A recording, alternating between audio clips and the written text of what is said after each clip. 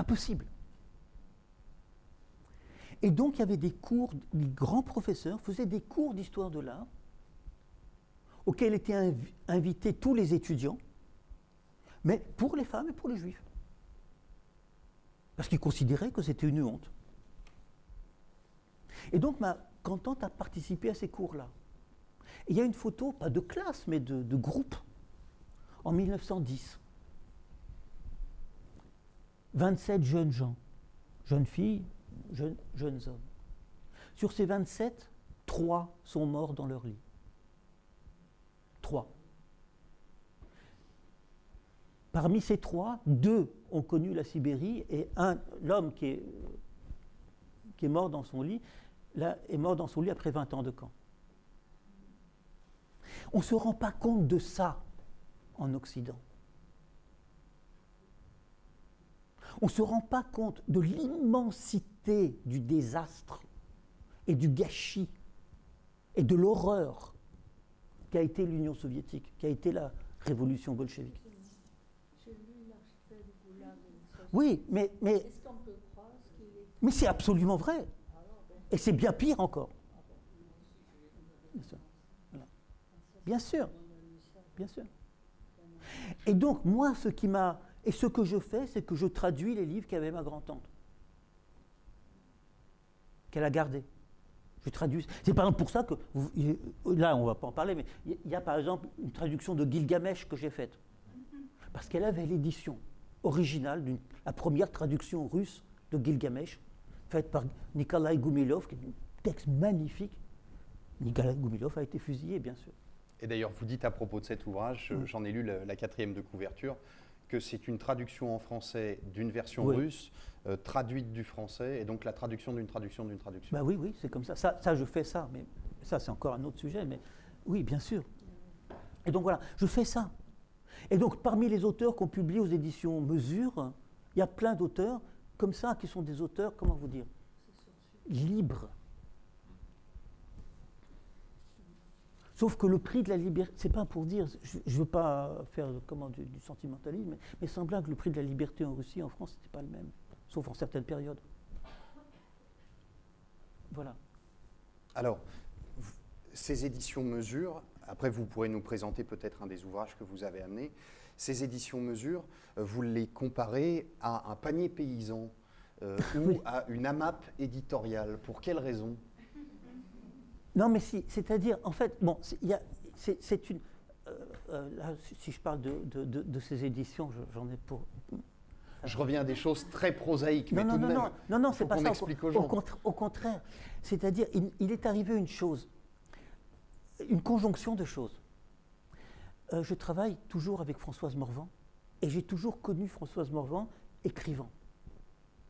Elle avait publié, quand elle était beaucoup plus jeune, au début des années 80, des textes dans la NRF, parce que Robert Gallimard et Georges Lambrix voulaient qu'elle publie. Bon, bref, ça m'avait absolument bouleversé, ces textes-là, donc ça remonte. Et je l'avais toujours connu écrivant. Et depuis qu'on travaille ensemble, je n'ai jamais voulu comme lui demander « mais qu'est-ce que vous écrivez ?» Et un jour, elle m'a montré. Et il y avait un énorme livre qui était 4 livres, qui était le livre de sa vie, le livre de sa maison. Parce que ce qui nous caractérise, Françoise Morvan et moi, ce qui nous unit, en dehors de plein de choses, c'est l'idée de la maison. Françoise Morvan est un écrivain qui n'écrit que sur sa maison. Vous voyez, la maison comme un monde, dans lequel le monde entier existe. Et on s'est vu, on a compris que publier ça, 4 livres en un, et gros, de textes qui sont des textes de prose, de poésie, avec une façon d'écrire particulière, parce qu'il n'y a pas de narrateur, il n'y a pas de personnage principal, mais il est là, sans jamais être là.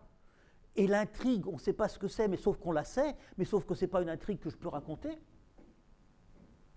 Mais personne, aucun éditeur de poésie, on en connaissait plein, ne serait juste capable de le faire.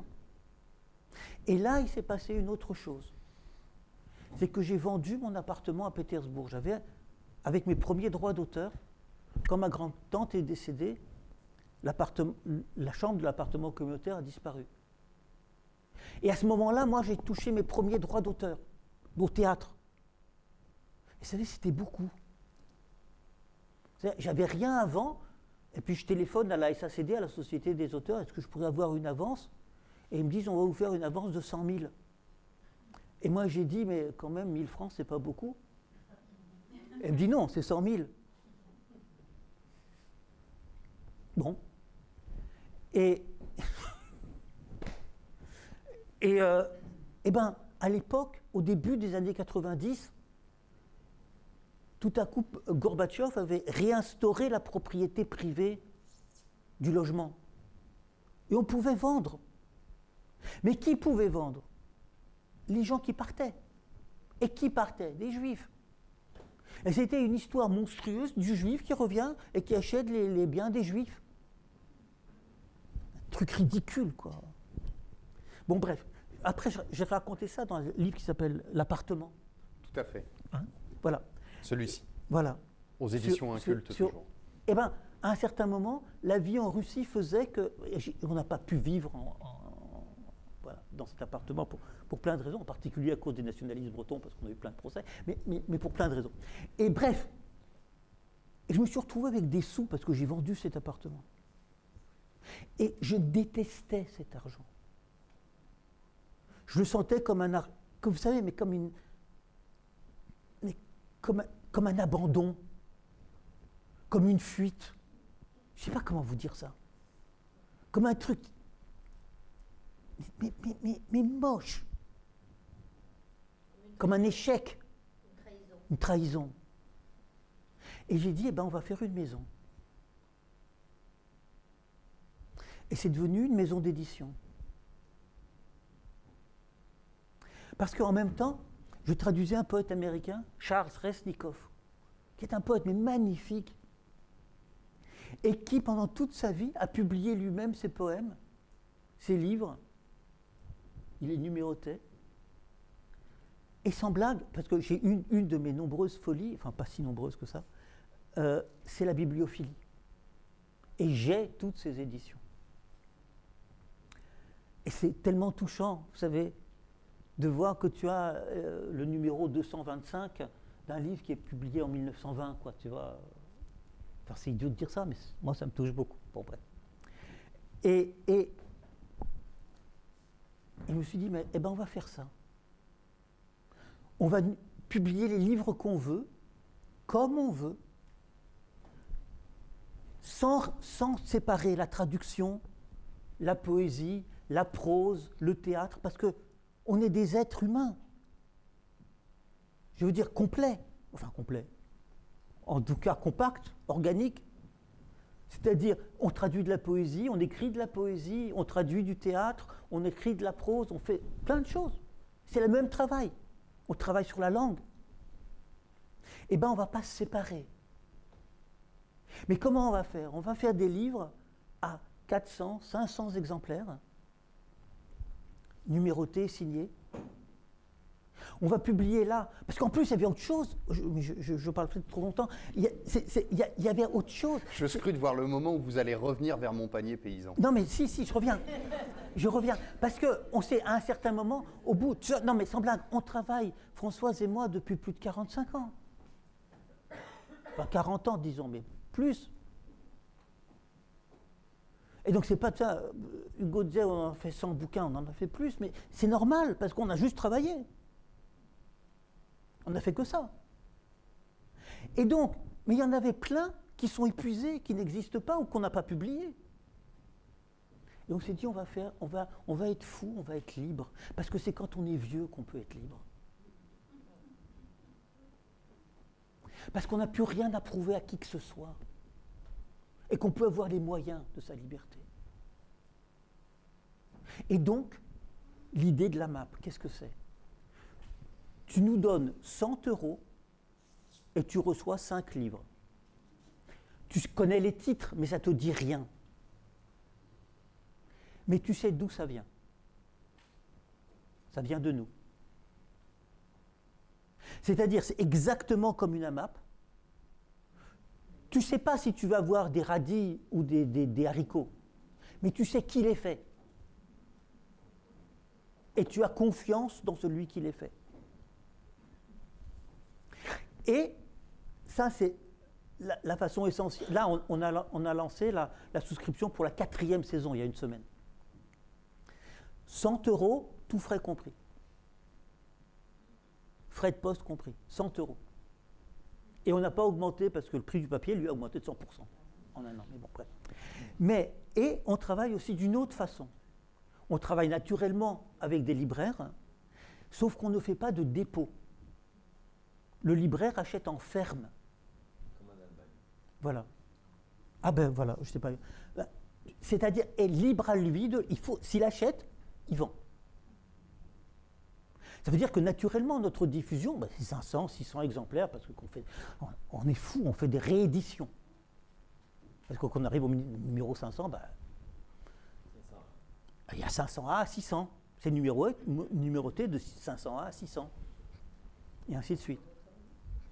Et donc, l'idée, elle est là. Présenter. Et puis en plus, il y a encore une autre chose, oui. Non, mais si, je ne sais pas comment expliquer ça, mais on fait... c'est Françoise qui fait les illustrations.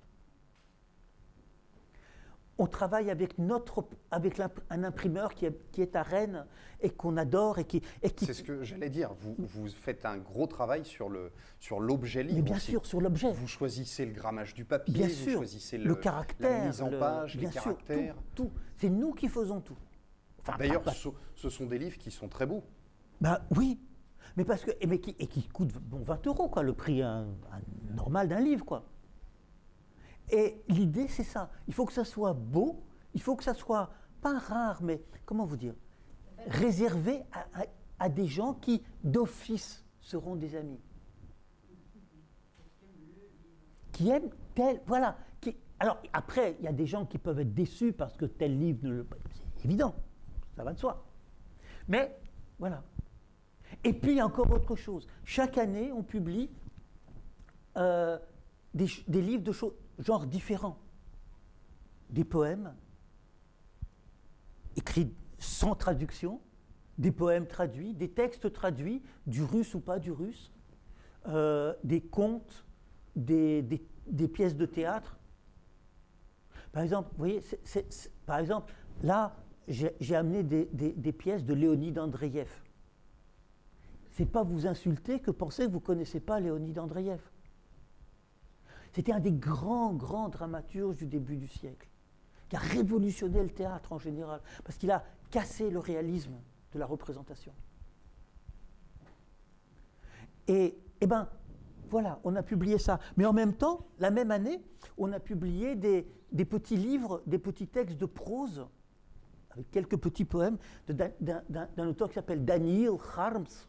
C'est un pseudonyme. Harms, c'est à la fois le charme et le verbe to harm. Harms appartenait à une école qui s'appelle, un groupe qu'on appelait les absurdistes, qui écrivent des textes a priori complètement idiots, sans la moindre empathie, avec une logique radicale, et qui sont les portraits précis de ce que c'est que l'époque dans laquelle ils vivent, c'est-à-dire Staline. Harms a été tué est mort en prison en 41-42. Il a publié dans sa vie, je peux vous en... Bien sûr, ouais, j'allais vous céder à la tentation d'ouvrir à la page où vous avez mis le post-it. Oui, parce que je vais vous lire le seul poème qu'il a publié de sa vie. Et qu'il a publié comme poème pour enfants. Un homme sort de son logis, son sac sur son bâton, et droit devant, il va vers l'horizon. Il marche dur, il marche droit, le ciel en point de mire, sans jamais plus manger, boire ou dormir. Or, une aurore, il entre dans l'obscur, la forêt. Et depuis lors, cet homme, il disparaît. Mais si un jour quelqu'un de vous le croise quelque part, je vous en prie, faites-le nous savoir. 1937. Bien sûr, en particulier à cause de ça. Bien sûr. Parce qu'autour de lui, ses amis entraient dans l'obscur, la forêt, et ne revenaient pas, ou plutôt disparaissaient. Combien d'épouses ont attendu le retour de gens qui... Mais je peux raconter ça. Quand on fusillait, 37, c'est des fusillades de masse, on n'était pas fusillé, on était condamné à 10 ans sans droit de correspondance. C'était la formule. Comme vous savez, les nazis ne disaient pas qu'on tuait les gens. Bon. Eh bien, on disait ça à la personne qui attendait. Elle attendait 10 ans. Voilà. Et c'est des millions de personnes. Des millions. Voilà. Et donc, on a publié Daniel Harms, qui écrit aussi des textes mais terrifiants. Vous verrez, si ça vous intéresse, des textes soi-disant drôles sur comment il n'y a rien. Par exemple, attends, où est-ce que c'est ça? Non, mais là, Ah, mais par exemple, ce que c'est que la dictature. Buvez du vinaigre, messieurs, dit Chouiev. Personne ne lui répondit rien. Messieurs, cria Chouiev, je vous propose de boire du vinaigre. Makaronov se leva de son fauteuil et dit « Je soutiens l'idée de Chouiev. Buvons du vinaigre. » Rastopiakine dit « Je ne boirai pas de vinaigre. » Ici, il y eut un silence et tous les regards se tournèrent vers Chouiev. Chouiev restait de marbre. Ce qu'il pensait n'était pas clair. Il se passa 2-3 minutes. Souchkov tout sauta dans son poing. Rivine se gratta les lèvres. Kaltaïev arrangea sa cravate. Makaronov remua les oreilles et le nez. Rastopiakine, lui, se rejetant contre le dossier de son fauteuil, regardait la cheminée avec comme un air d'indifférence. Il se passa encore 7 ou 8 minutes. Rivine se leva et sur la pointe des pieds, il sortit de la pièce. Kaltaïev le regarda sortir. Une fois la porte refermée sur Rivine, Chouiev dit « Bon, le mutin est sorti. Que le mutin aille au diable. » Tous échangèrent des regards surpris, tandis que Rastopiakine relevait la tête et se mettait à fixer Chouiev.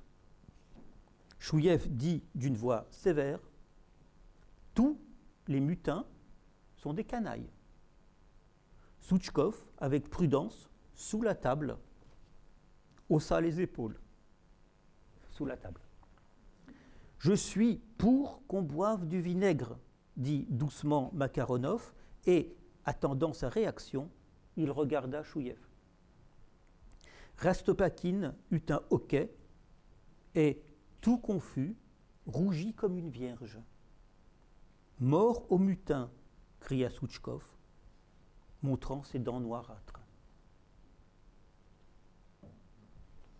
1935. Voulez-vous mettre ce dialogue en regard avec celui que vous citez dans la préface que vous avez faite au Maître et Marguerite, qui est l'appel de Staline à Pasternak? Le Maître et Marguerite, c'est... Oui, j'ai raconté juste le début. Le deuxième récit du Maître et Marguerite, c'est une histoire d'amour. Une histoire d'amour entre un écrivain qui n'a pas de nom, qu'on appelle le Maître, et Marguerite.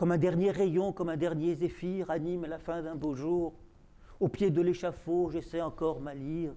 Peut-être est-ce demain mon tour. Bon, voilà. Et donc, comment ça commence mon Dieu, j'ai oublié comment ça commence. Je ne pourrais pas vous le traduire du russe. Tu t'imagines Еще не умер ты. Tu n'es pas encore mort. Еще ты не один. Tu n'es pas encore seul. Покуда с нищенкой подругой, tant que avec ton ami IE mendiante, нищенка, mendiante, misérable. Mais еще encore, c'est le même son. Покуда с нищенкой подругой, ты наслаждаешься величием равнин. Littéralement, tu prends plaisir à la grandeur des plaines. Mais le vers, ты наслаждаешься, c'est un seul mot pour un hémistiche. C'est un plaisir tellement immense que ça fait quasiment tous les mystiches. Je ne sais pas si vous comprenez ce que je veux dire. Vous comprenez? C'est aérien. C'est immense. Tu prends plaisir, c'est pas tu prends plaisir. Tu prends plaisir à la grandeur des plaines, parce qu'à Voronezh, les plaines russes, c'est des milliers de kilomètres, jusqu'en Ukraine, des milliers de kilomètres de plat. Vous pourriez épeler le nom de ce poète? Ossip Mandelstam. Donc, tu prends plaisir. M-A-N-D-E-L-S-T-A-M. C'est un juif comme tout le monde. Donc, tu prends plaisir à la grandeur des plaines. Imgloi. Tu prends plaisir aux ténèbres. И холодом, et au froid. И вьюгой, et à la tempête de neige. В роскошной бедности, dans ta splendide, dans ta fastueuse pauvreté. В могучей нищете, dans ta puissante mendicité. Живи, vis, impératif du verbe vivre. Спокоен и утешен, tranquille et consolé. Благословенны дни и ночи те, bénis sont ses jours et ses nuits. И сладкогласный труд безгрешен, littéralement, est le travail de la douce sonorité et sans péché. Et le travail de la douce sonorité, tous les Russes le savent, c'est une citation de l'Odyssée. C'est comme ça que Démodocos appelle son poème, parle de son poème. C'est le travail de la douce sonorité. Et le travail de la douce sonorité est sans péché.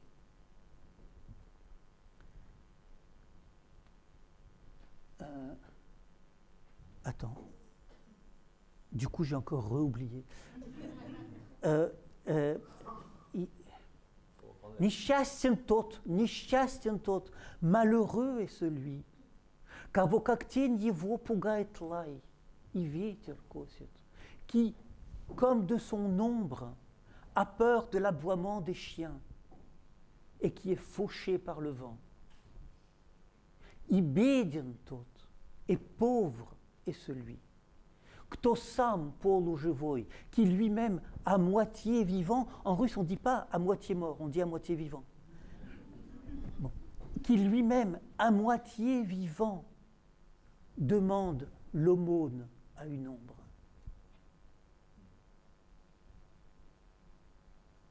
Ça c'est Ossip Mandelstam. Еще не умер ты. Еще ты не один, покуда с нищенкой подругой ты наслаждаешься величием равнин и мглой, и холодом, и вьюгой. Ben voilà, c'est un poème. Alors, si vous le voulez bien, je réserve à la fin de notre entretien un temps pour les questions du public. Pardon, je me suis lancé dans un truc. Oui, mais je vous ai complaisamment laissé faire.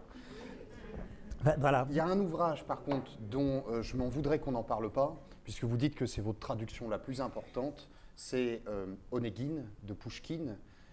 Pouchkine, vous expliquez que ce texte-là, Onegin, c'est l'équivalent pour les Italiens de la Divine Comédie, que c'est l'équivalent pour les Espagnols de Don Quichotte. Pourquoi cette centralité de cette œuvre? Alors, la question pourquoi n'existe pas. Il n'y a pas de pourquoi, comme vous le disiez. Onegin est le plus grand livre jamais écrit en russe. Point final. Non, je suis très sérieux. Je le dis en ayant traduit tout Dostoïevski, et je ne peux pas dire que les Karamazov, ça soit un mauvais livre. Onegin, c'est absolument autre chose. Mais Pouchkine, c'est autre chose. Je veux dire, la différence qu'il y a entre la France et la Russie, c'est qu'en France, il n'y a pas Pouchkine. Non, mais on peut vous demander quel est votre poète préféré. Sans blague. Chacune de vous, vous avez un poète préféré à vous. Poser cette question à un Russe, c'est stupide. C'est évidemment Pouchkine. Parce que dans Pouchkine, vous l'apprenez dès avant l'enfant. Ma mère le connaît par cœur du début à la fin, Eugène Onegin, 6500 vers.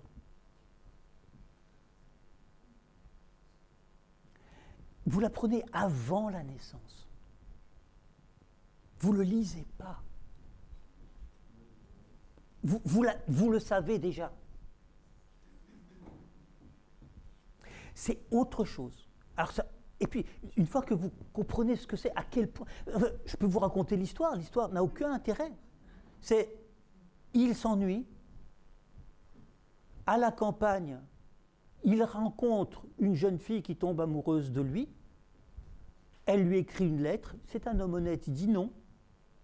3 ans plus tard, il a tué son voisin pour toutes sortes de raisons, mais c'est pas grave. Enfin, c'est absolument pas grave. Il la retrouve. Il tombe amoureux. Elle dit non. C'est tout. Et c'est le plus grand livre jamais écrit en russe. Mais pas le plus grand livre, le plus beau poème. Oui. Мой дядя самых честных правил, когда не в шутку за не мог, он уважать себя заставил и лучше выдумать не мог.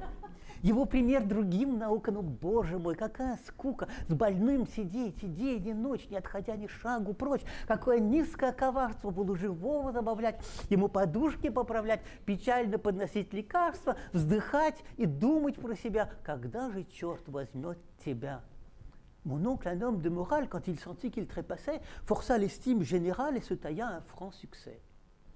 L'exemple, certes, nous inspire, mais quel ennui peut être pire que de rester des nuits durant à tendre au chevet d'un mourant? C'est une ignominie perfide qu'un presque mort a égayé, lui arranger ses oreillers, compter les gouttes, l'air languide, et soupirant, penser tout bas, Satan ne te prendra-t-il pas? Et ça commence comme ça. D'une façon... Et ça se termine en tragédie absolue. Et j'ai mis 27 ans à le traduire. Parce que toute ma vie, j'ai voulu traduire ça. Et je savais que je ne savais pas. Et à un certain moment, c'était avant le TGV, on allait à Marseille pour un spectacle. Et c'était vraiment... Bon, bref. Et c'était long, quoi. De Rennes, tu vois. Et alors, qu'est-ce que tu fais quand tu t'ennuies? Moi, je me dis des poèmes. Ou je me chante des chansons en breton, enfin des trucs, bon, ouais. Et donc, et à un certain moment, j'ai compris que je ne me disais pas des poèmes, mais que je me disais Onegin, mais pas en russe. Et alors, tu sais, je suis resté comme ça. Et puis, j'ai commencé à murmurer. Et Françoise, elle a été absolument extraordinaire parce qu'elle m'a laissé murmurer pendant 3 jours. Elle ne m'a pas posé de questions. C'est une preuve de confiance, mais incroyable. Elle m'a laissé murmurer pendant 3 jours.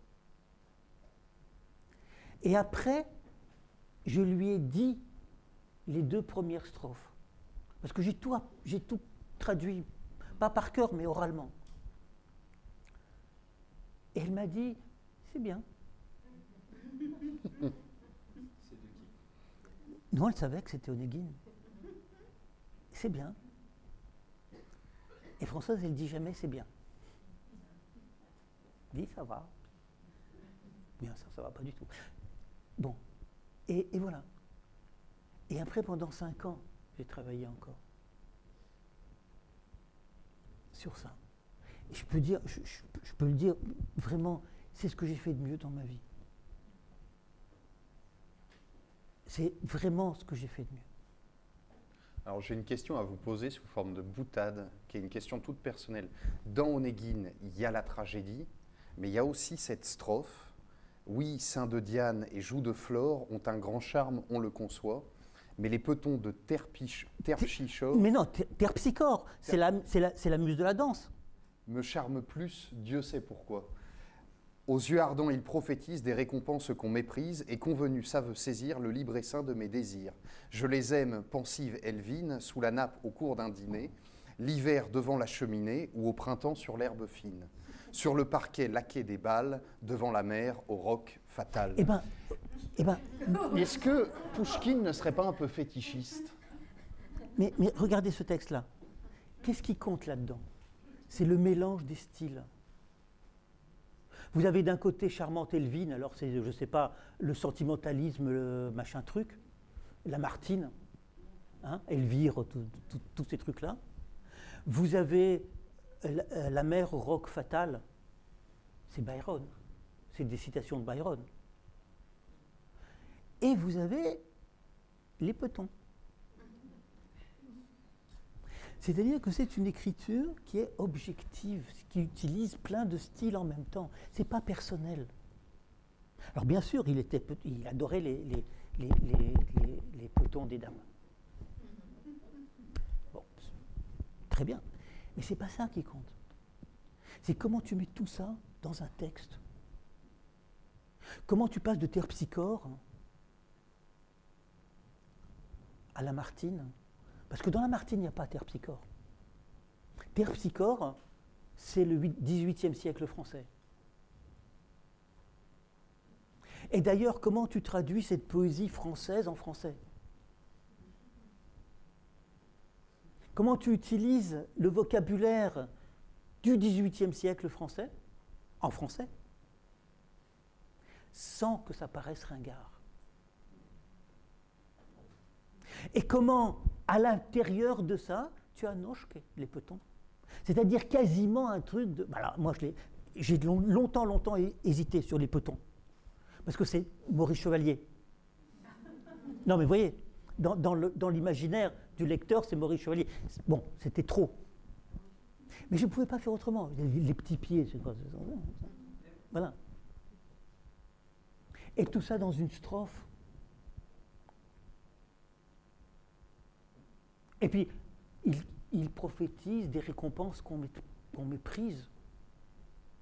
Mais prophétiser des récompenses qu'on méprise, c'est le propre même de la poésie pour les gens qui ne savent pas ce que c'est que la poésie, qui ne comprennent pas ce que c'est qu'une récompense, de comprendre un poème, qui méprisent ce genre de truc. Et c'est du coup par derrière une métaphore de la poésie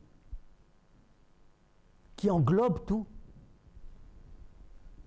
C'est immense. Dernière question sur Pouchkine. Vous parliez tout à l'heure de Françoise Morvan en disant qu'elle était une écrivain. Elle dit écrivain. Un écrivain. Mais elle accepte qu'on dise autrice. Mais pas auteureux. Mais oui, elle résiste. Elle dit qu'elle est... pour elle, hein, c'est absolument pas sexué. Alors, donc, voilà. Vous disiez que Françoise Morvan est un écrivain de la maison. Il y a un conflit fondamental qui parcourt l'œuvre de Pouchkine, qui est le conflit entre la maison, précisément, et l'histoire. Voilà. Quelle est la nature de ce conflit? Hugo, ça c'est une question fondamentale. Non, vraiment. c'est le conflit fondamental de la culture de la Russie. Il y a en Russie deux forces. Il y a l'histoire qui se caractérise par le fait qu'elle n'est pas humaine, qu'elle ne prend pas en compte la dimension de l'homme, de l'individu. Tu peux considérer qu'elle est grandiose, tu peux considérer qu'elle est monstrueuse, c'est pas grave. Elle ne prend pas en compte l'individu. Et face à ça, tu as la maison, dans laquelle, théoriquement, l'histoire ne doit pas entrer. Or, naturellement, dans toute la vie russe, l'histoire entre dans la maison. Et toute la poésie russe parle de ça. Et Bulgakov aussi parle de ça. Qu'est-ce qui se passe quand il n'y a plus que des appartements communautaires, quand il n'y a plus de maisons? Qu'est-ce que c'est que cette maison ouverte à tous les vents? Voilà. Et Pouchkine, en mourant, Pouchkine est mort en duel. Il s'est battu contre un Français parce qu'aucun Russe ne voulait se battre contre lui. Parce qu'il comprenait qui était Pouchkine. Et donc il a choisi un imbécile qui faisait la cour à sa femme. Non, mais le pire, c'est une histoire mais sordide. Parce qu'en plus, il ne faisait pas tellement la cour à sa femme. C'est qu'en fait, il était homosexuel. Mais il était l'amant de l'ambassadeur de Hollande. Et non, mais c'est comme ça. Et naturellement, l'homosexualité était naturellement proscrite publiquement. Et si l'ambassadeur de Hollande était découvert comme homosexuel, c'était un scandale international. Et donc, son amant, lui et son amant ont décidé qu'il fallait une couverture en quelque sorte. Et que donc, il a fait la cour à la plus belle femme de Pétersbourg, qui était la femme de Pouchkine, qui était beaucoup plus jeune, qui comprenait. Bon, bref. Et Dantès n'avait pas lu une ligne de Pouchkine, il ne parlait pas du tout russe, parce que la cour parlait français. Voilà. Et Pouchkine est mort quand il a appris, a décidé le duel, quand il a appris que le tsar lisait les lettres qu'il écrivait à sa femme. Que le tsar lisait les lettres que lui, Pouchkine, écrivait à sa femme. Ça, c'était déjà plus possible. Et en mourant, il a dit « il faut que j'arrange ma maison » en français. C'est le dernier mot de Pouchkine. Et donc, toute la littérature russe, c'est arranger la maison.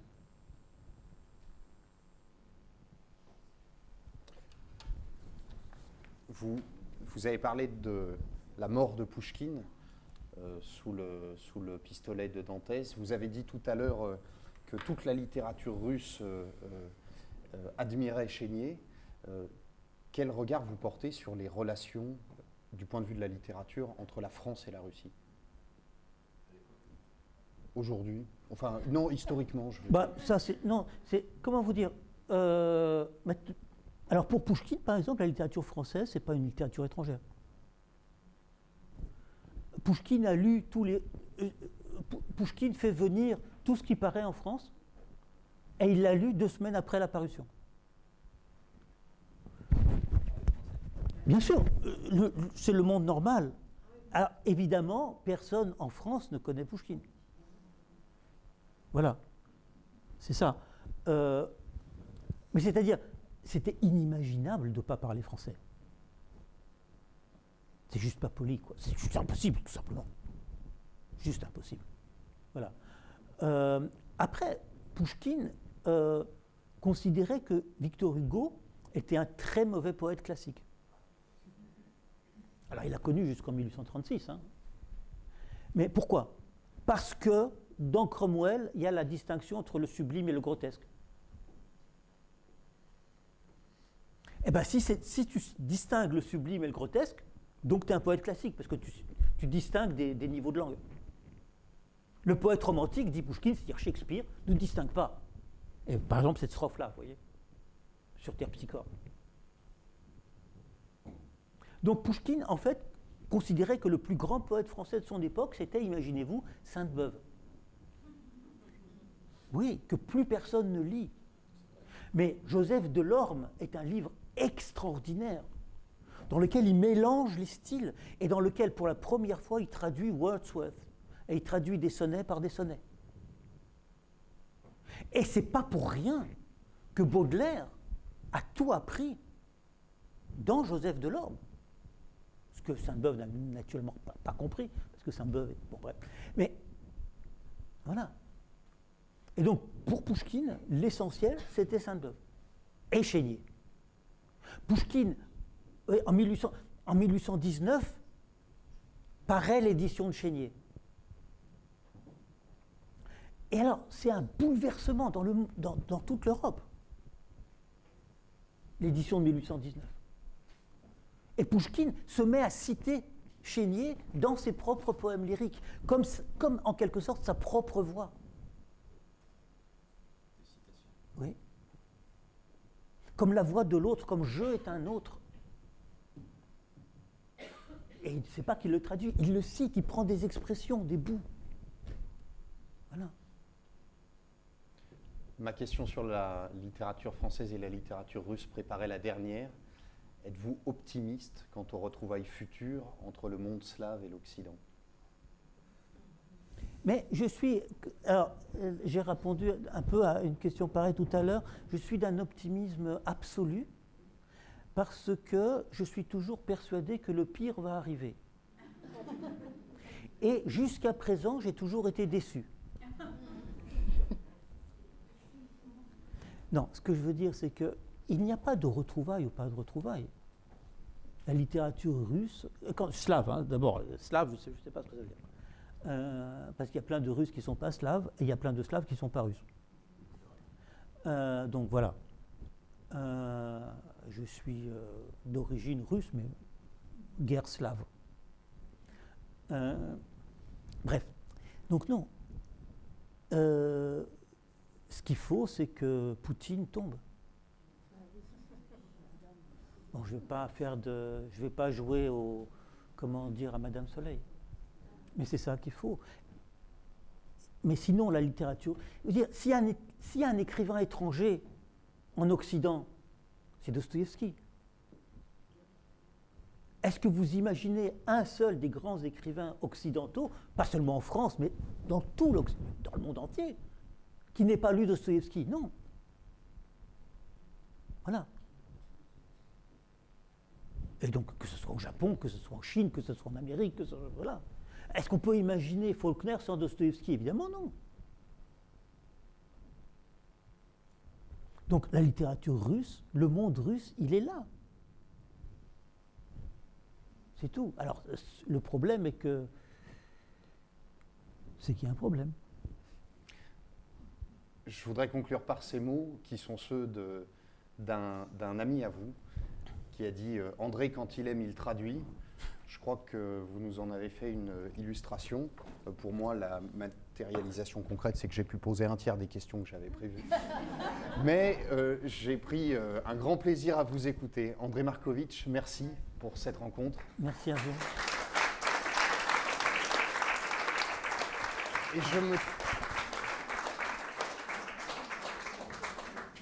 Et je me tourne à présent vers la salle pour les questions que vous voudriez lui poser. Et donc, monsieur a posé une question sur les Chinois. Ah oui, la question était pourquoi 400 poèmes chinois? Ouais, j'ai écrit un livre qui s'appelle Ombre de Chine. J'ai traduit 400 poèmes de l'époque Tang. Et en fait, c'est une histoire à 2 épisodes. Le premier livre que je me suis découvert auteur Actes Sud, alors que j'avais publié déjà l'œuvre complète de Dostoïevski, Onegin. Mais je n'étais pas auteur, j'étais pour Actes Sud que traducteur. Quand j'ai écrit un bouquin, quand j'ai fait un livre de traduction de poèmes lyriques romantiques russes, ça s'appelle Le Soleil d'Alexandre. Et Le Soleil d'Alexandre, c'est l'histoire de la première génération, de la génération de Pouchkine, des écrivains russes, c'est-à-dire leur première confrontation avec l'histoire. Est-ce que c'est qu'une génération? Ils avaient réellement conscience que c'était une génération, qui vivaient en même temps, quoi, en quelque sorte. Bon. Et j'appelle Le Soleil d'Alexandre parce que Mandelstam a appelé Pouchkine le soleil d'Alexandre, et sans blague, je connais Pouchkine. Bon. En même temps, j'adore la poésie chinoise. Mais je parle chinois comme, sans vouloir vous offenser, vous parlez zoulou. Et moi, pareil. Je lisais le chinois en russe. Mais en même temps, j'avais lu le livre de François Cheng, L'écriture poétique chinoise, publié au Seuil, qui est un livre sublime. On va dire, je pense, le plus grand livre de François Cheng. Et qui expliquait le monde poétique chinois.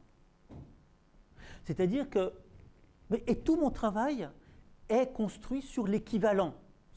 C'est-à-dire que, je vous dis un poème en russe, une strophe d'Onegin en russe, et je vous la dis en français. Et en gros, elle dure le même temps. Parce que, même si ce n'est pas vrai, en gros, on vit dans le même monde culturel.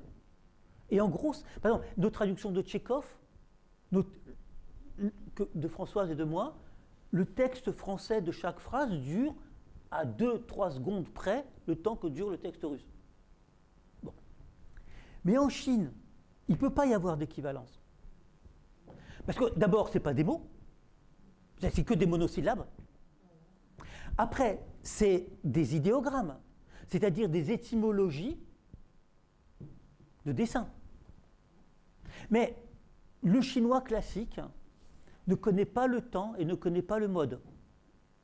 C'est-à-dire que c'est la même chose de dire « elle allait » ou « nous serions allés ». C'est la même forme. Ça, c'est déjà un truc incroyable. Ensuite, c'est une poésie qui est totalement autocentrée, à quelques rares exceptions sur les textes bouddhistes. C'est-à-dire que si tu ne connais pas l'allusion à la culture, tu ne connais pas le truc. Et tout le monde connaît. Enfin, en Chine. Et puis, je lisais mes poèmes chinois du poète Tang, Tu Fu, Wang Wei en russe. Mais tu lis ça en russe et tu lis ça en français ou tu lis ça en anglais, il semble que ce n'est pas le même texte. Et il y avait des variantes, des différences de traduction tellement énormes que ce n'était pas possible d'imaginer qu'il y avait des contresens. Et même quand tu lis plusieurs traductions anglaises d'un même poème, mais sans blague, c'est incroyable. Des fois, tu sais que c'est le même poème parce qu'il y a le titre. Non, mais vraiment. Bon. Et donc, ça en soi, ça veut dire que je découvrais que la poésie chinoise n'avait pas le même sens pour le mot sens. Mais plus que ça. Je lisais un poème, j'ai tout à coup par hasard appris que en 755, alors en 755, la Chine est déjà le plus grand pays du monde. La capitale, Changan, a 2 millions d'habitants. À titre de comparaison, à l'époque, Rome, la plus grande ville d'Occident, c'est 30 000. Bon. Et donc, en 705, et ils font depuis le premier empereur, c'est-à-dire moins 240. Tous les, je ne sais plus combien de temps, tous les 10 ans, des recensements de la population. Pas par amour de leur prochain, mais pour payer les impôts. Et imaginez-vous que ces recensements, on les a encore. C'est-à-dire qu'on a tous les recensements. Il n'y a aucune rupture de civilisation en Chine depuis le premier empereur. Malgré Mao, malgré tout. Aucune. C'est inimaginable pour nous. Et donc on sait qu'en 755, ils étaient 60 millions. 10 ans plus tard, il y a un recensement et ils ne sont plus que 16. Parce qu'il y a eu une guerre civile. Et alors, le truc incroyable, c'est qu'aucun des commentateurs de poèmes n'en parle. Bon, ils parlent des malheurs de la guerre. Mais de ce chiffre-là, je le vois chez un historien américain qui parle de ça et qui se pose la question de savoir est-ce que vraiment il y a eu 40 millions de morts ou juste 20 ? Mais attends, moi, cette question-là, je la connais pour... C'est la phrase de Goebbels. C'est-à-dire 50 millions, 50 morts, c'est une catastrophe nationale, 50 millions, c'est une statistique.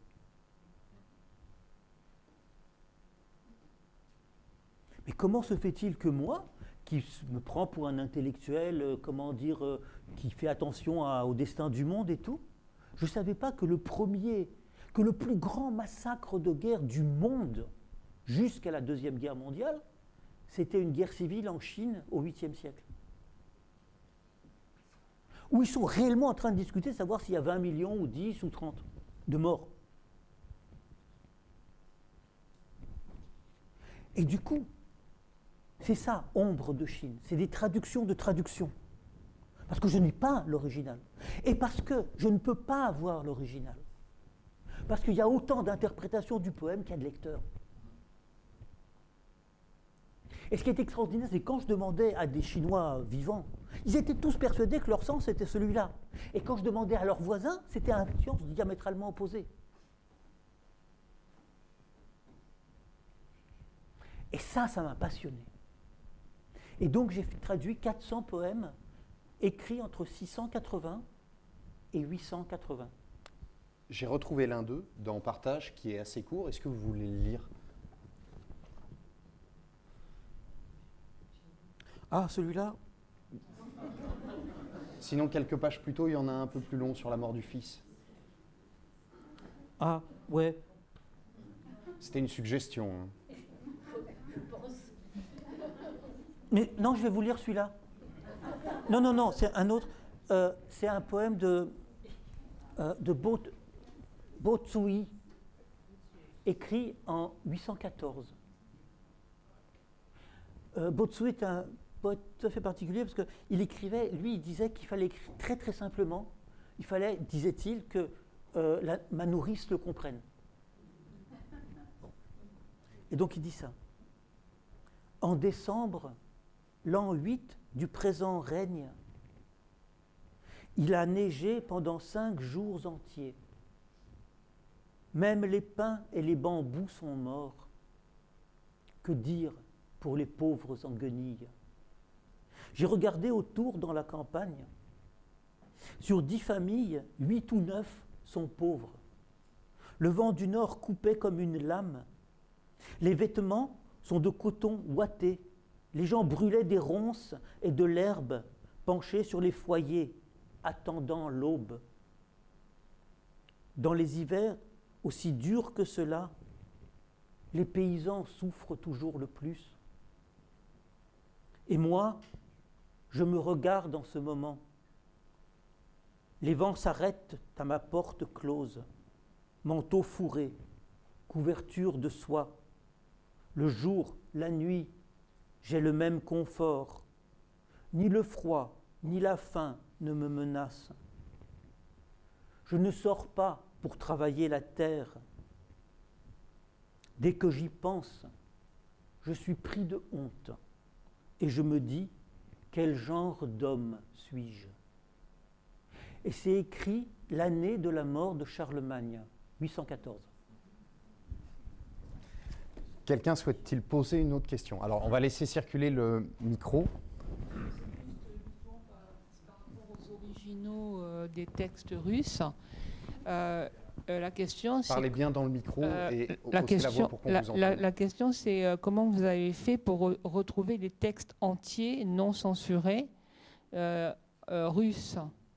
Ils étaient... parce que s'ils étaient censurés, les originaux étaient où? Ils étaient cachés? Alors, il y a eu des éditions hors de Russie, puis après la perestroïka, il y a eu des éditions complètes. Hein, il y a eu des éditions, mais par exemple, les manuscrits restaient... Alors, c'est une des phrases de Bulgakov, les manuscrits ne brûlent pas. Ça brûle drôlement. Mais par exemple, pour Bulgakov, il y a une histoire rigolote. C'est que le manuscrit existe, Et la femme de Bulgakov avait transmis le manuscrit en Occident. Et quand le livre est paru, la revue est parue, la CIA a fait une édition en Allemagne du texte complet. Vraiment la CIA, hein, c'est vraiment la CIA qui l'a fait. Et le texte, il était rigolo parce que tout ce qui était coupé était en italique. C'était extraordinaire. Ouais. C'est là qu'on voyait que libre n'était pas... C'est vraiment la CIA qui l'a publié. Bon, c'est un éditeur allemand, mais... Mais évidemment. Mais évidemment. Évidemment. Mais c'est aussi ça... Comment vous dire? Par exemple, moi j'ai traduit un poète, on n'a pas encore publié, mais un poète, Ali Khalif, qui n'existait que dans la mémoire de mon maître, Efim Etkind. Il se souvenait de ce poème. Anne Ahmad, le Requiem, elle ne l'a pas écrit. Elle l'a appris par cœur et fait apprendre par cœur à 7 de ses amis IES. Donc chacune ne savait pas que l'autre le savait. Pendant 17 ans. Elle venait répéter. Nadège de Mandelstam, l'épouse de Mandelstam, a appris par cœur toute l'œuvre de son mari. Il y a très peu de manuscrits. C'est de la tradition orale, presque. C'est la liberté. C'est l'importance de la voix. Harms, les textes de Harms, quand lui a été arrêté, il s'est trouvé par je ne sais pas quel hasard que ces manuscrits sont restés dans sa chambre. Parce qu'ils arrêtaient tellement qu'ils n'avaient même plus le temps de faire des perquisitions. Et le manuscrit, et puis il y a eu le blocus de Leningrad, et l'immeuble a été bombardé, et en ruine. Et son épouse, avec un autre ami, sont venus fouiller les ruines. Et ont trouvé ce livre. Dans les ruines. Voilà. Je me tourne à nouveau vers le public. Oui, ici devant, madame se pose une question.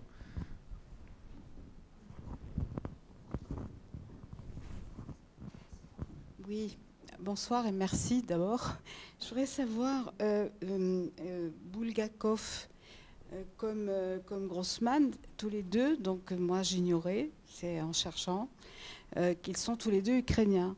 Et donc je voudrais savoir, enfin, aujourd'hui je ne sais pas, mais comment, bon ils ont écrit en russe bien sûr, comment depuis quelques années, on ne va pas parler depuis quelques mois, mais comment c'était accueilli par le pouvoir, par le fait que c'est deux grands écrivains. Alors en URSS, ça n'avait aucune importance. Ah, merci. Aucune. Bulgakov, maintenant, en ce moment, on parle de fermer le musée Bulgakov à Kiev. J'ai fait un texte contre ça, parce que Bulgakov n'a juste jamais parlé de l'Ukraine. Enfin, dans la Garde blanche, il a parlé de ce que c'était que les nationalistes ukrainiens en 1918. Il ne faut pas oublier que les nationalistes ukrainiens en 1918 ont fait des pogroms, ont fait 200 000 morts. Bon, voilà. C'est pas pour ça que je... Hein, voilà. Voilà. Donc voilà, parce que vous comprenez la monstruosité de cette histoire. C'est que ce n'est pas parce qu'il y a un nationalisme monstrueux et génocidaire de Poutine qu'en face, il n'y a pas de nationalisme. Bon, et néanmoins, je suis absolument à 100% pour l'Ukraine. Voilà. Mais bon, je serai dans l'opposition après la victoire. Voilà. Mais vraiment, je dis ça vraiment. Voilà. Ce qui dénote souvent un pli de caractère. Non, qu'il y a une nécessité, mais voilà. Mais bon, pour Grossman, c'est encore autre chose, il était juif. Donc, le grand non-dit de l'Ukraine, c'est l'Holocauste. 95% des Juifs d'Ukraine ont disparu pendant la guerre, en 3 ans. 1 million de personnes. Et certes, ben, c'est bien ce que je dis. Bien sûr. Eh ben alors. Mais il se trouve que les nazis ont été, comment vous dire, secondés par beaucoup d'Ukrainiens, par les nationalistes ukrainiens. Pas par des Ukrainiens, au contraire, hein, je dis pas, par les nationalistes ukrainiens. Et que, par exemple, et je le dis d'une façon avec gravité et en sentant la tragédie que ça veut dire, il y a un monument à Bandera, qui est le chef des nationalistes ukrainiens. Le seul grand monument qu'il y a à Bandera, il est dans la ville de Lviv, qui est la seule ville dans laquelle il est factuellement établi que Bandera a organisé le premier pogrom de début juillet 1941. Ah, il y a aussi les lois mémorielles de l'Ukraine contre lesquelles j'ai protesté en 2015. Comme il y a des lois mémorielles tout aussi monstrueuses en Russie. Voilà. Et donc, c'est ça aussi. Il faut pas. C'est ça qui est monstrueux dans cette histoire. C'est que Poutine, c'est. Comment dire, quand on parle des nazis ukrainiens, et c'est une monstruosité, mais Poutine, parce que, en fait, je peux prendre 5 minutes. Pourquoi il y a la guerre maintenant et pas avant? Il y a la guerre maintenant parce que Zelensky n'est pas un nationaliste ukrainien. Et le pouvoir de Zelensky, quand il est arrivé au pouvoir, pour toutes sortes de raisons, l'extrême droite ukrainienne n'était plus représentée au Parlement. À un député près ou je ne sais pas quoi, alors qu'elle l'avait été réellement en 2014. Et qu'elle avait fait des ravages, en particulier en Ukraine. Elle avait fait peur à toute la population de Crimée, en disant que l'ukrainien serait la seule langue officielle et la seule langue permise, dans une région où personne quasiment ne parlait ukrainien. Et donc, quand Poutine a utilisé ça, de fait, il y a eu une adhésion en Crimée. C'est indiscutable. Et Poutine a utilisé ces fanatiques pour ses propres fins. Et pourquoi il a attaqué maintenant? Parce qu'il y avait une réelle tentative démocratique. Et que ce qu'il combat, ce n'est pas tellement l'Ukraine, c'est la démocratie. Voilà. Et c'est pour ça que l'Ukraine, c'est pour ça qu'il faut se battre pour l'Ukraine, parce que l'Ukraine se bat pour nous en ce moment. Voilà. Oui. Alors, on va faire circuler le micro pour que tout le monde entende. Oui, tout à l'heure, vous avez dit qu'il y avait un non-dit à propos du génocide en Ukraine. Parlez bien dans le micro. Et ça m'a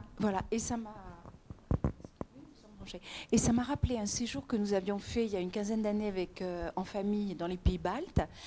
Je ne sais pas si vous savez, mais c'est très surprenant. À Vilnius, il y a un musée du génocide. C'est le musée des victimes du KGB. Je sais bien. Et je me suis dit, mais c'est pas possible. On ne peut pas dire musée du génocide, même quelles que soient les horreurs qu'ont vécues, qu'ont traversé les Lituaniens, l'oppression. Mais c'est le musée des victimes du KGB. Donc en fait, ça n'a rien à voir avec le génocide.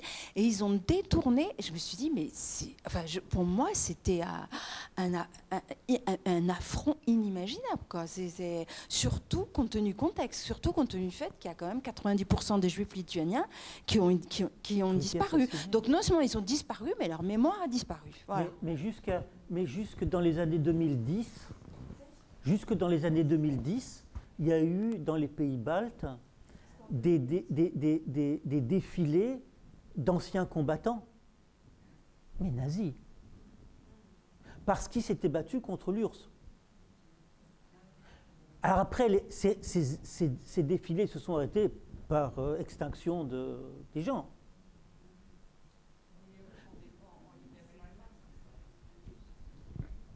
Oui, non, mais voilà. Et donc, le non-dit sur le génocide, est aussi un truc énorme. Alors maintenant, il faut encore dire autre chose.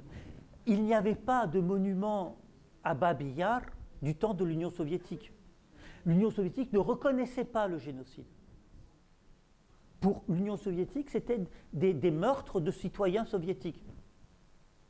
Et c'est récemment, il y a quelques années, qu'il y a eu un monument à Babi Yar. Mais c'était à la fin des années 2010, un truc comme ça. Je ne pourrais pas vous dire la date, hein, mais c'est très récent. Très récent. Donc maintenant, il y a en Ukraine, comment dire, pas une remise en cause, mais une espèce de, j'allais dire, de banalisation de la conversation sur ça. Alors que partout, il y a eu un grand silence. Et j'ai un des livres qu'on va publier dans Mesure cette année, la saison 4, c'est mes chroniques de 2015-2016 sur Facebook, ça s'appelle Partage 2015-2016, et j'ai fait une chronique sur une vieille dame comment dire, en Lituanie, ancienne combattante des ghettos, une des dernières qui parlait yiddish, et qui disait qu'il valait mieux ne pas trop parler de ça. C'est qu'en fin 91 qu'ils ont supprimé le mémorial, justement où on essayait d'interroger l'histoire. Là, Poutine a... Ce que veut Poutine sur Mémorial, moi je suis membre de Mémorial, ce que veut Poutine, c'est récupérer les archives. Pardon, on a fini. Le Nobel de la paix, d'ailleurs. Oui. Alors, je vais prendre... si quelqu'un souhaite poser une question. Monsieur. Oui, monsieur. Oui, Je vous en prie. bonsoir et merci pour votre intervention. J'ai une question. La Russie a connu à un moment donné une période d'ouverture, la perestroïka. Je voulais savoir si, comme le dit le titre de votre dernier livre, vous pensez vraiment sincèrement que Zelensky va pouvoir réouvrir la Russie à une période comme cette période de perestroïka? Non. Zelensky, non. Mais la défaite, oui. La défaite. Et la honte de cette défaite. Et la dernière question, c'est, vous avez une maman russe. Comment on peut définir l'âme russe? Il n'y en a pas. Non, mais je veux dire, je ne crois pas tellement à l'âme. Après, c'est des questions personnelles, si vous voulez. Sur la foi. Ben, pour moi, il n'y en a pas. On va prendre une dernière question, celle de monsieur. Oui, pardon. Oui. N'y a-t-il pas, un paradoxe sur le nationalisme? Si l'Ukraine tient debout, c'est un peu ça. Oui. On pourrait parler d'autres nations qui ont, à travers cette défense de leurs propres valeurs, de leur culture, se sont défendues contre des envahisseurs, des prédateurs. Je voulais vous poser une autre question. Vous auriez écrit que, en fait, c'est les chars de Poutine qui font la guerre à l'Ukraine, mais pas la Russie. Non, pas la littérature russe. Ah, donc j'avais mal lu. Mais est-ce qu'il n'y a pas quand même dans tout ça, vu l'histoire que l'on connaît, que vous avez retracée à travers la littérature russe, je ne sais pas, une certaine responsabilité du peuple lui-même, de ses élites, dans toute cette histoire? Alors, vous dites une contradiction vous-même.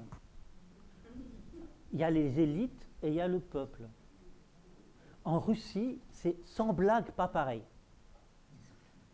Vraiment.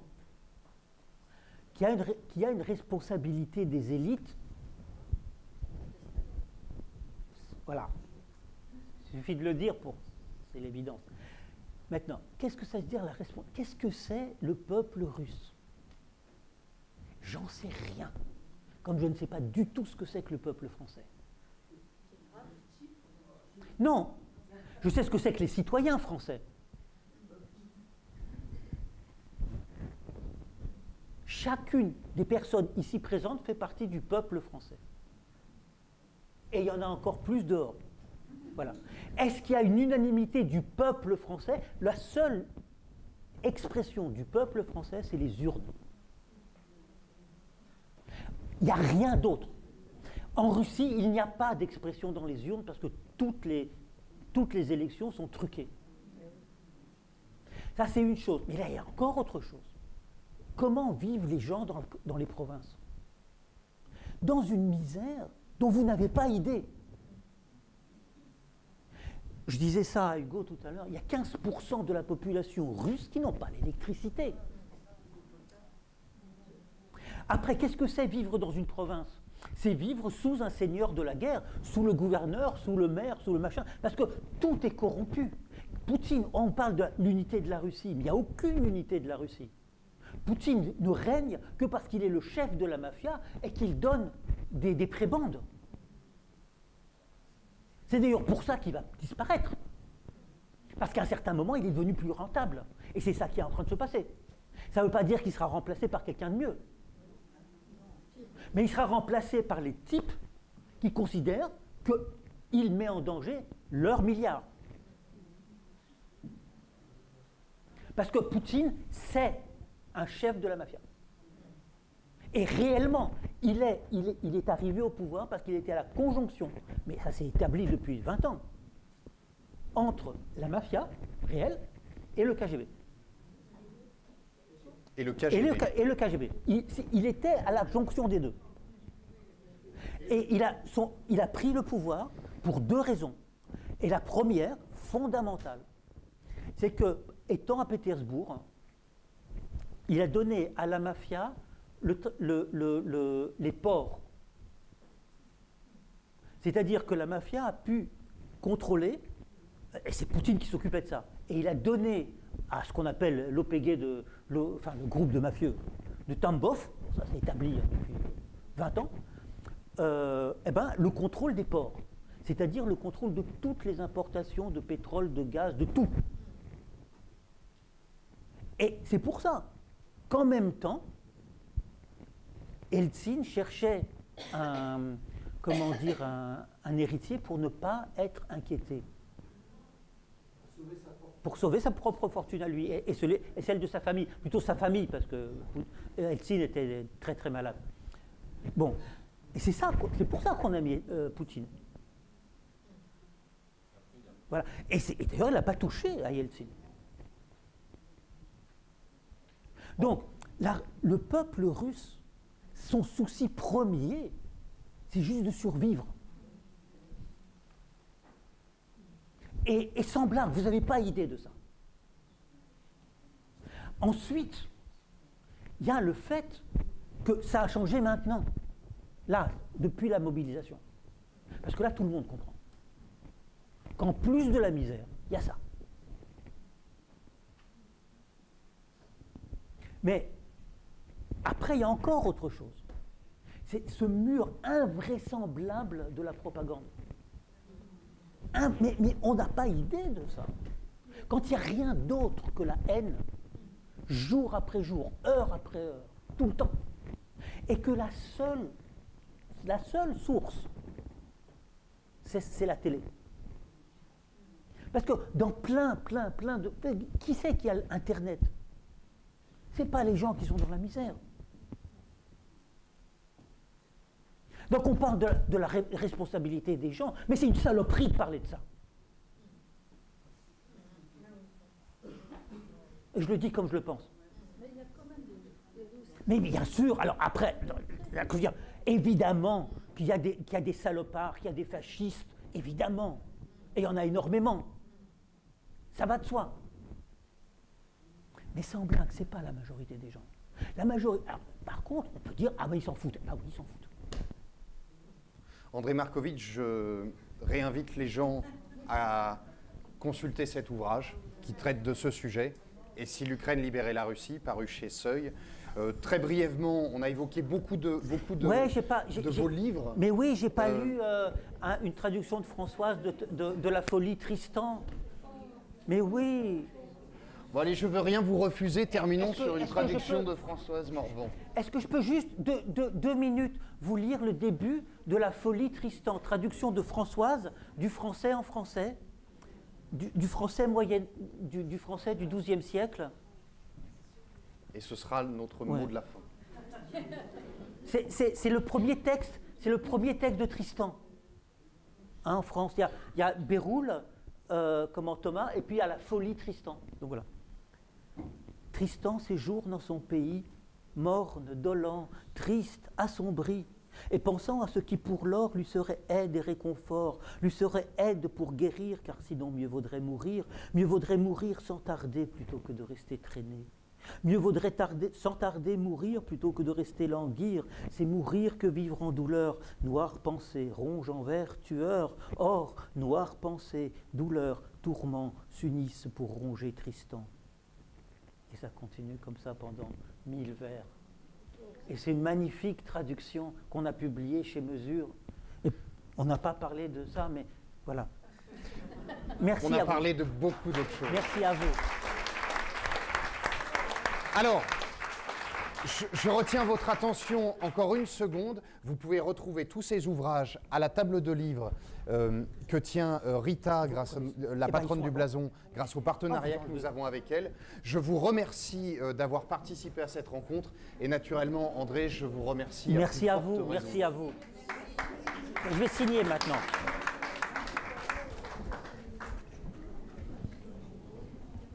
C'est bon.